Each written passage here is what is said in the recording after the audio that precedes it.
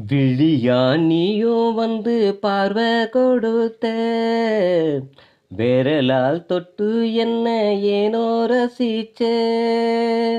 அலையா நெஞ்சுக்குள்ள பாட்டு படிச்சேன்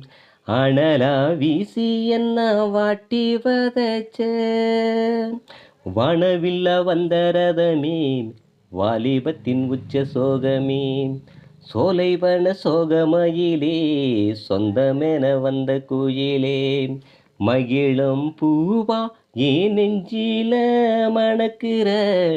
மத்தாப்பு வெடியா இப்ப கண்ணுக்குள்ள ஜொலிக்கிற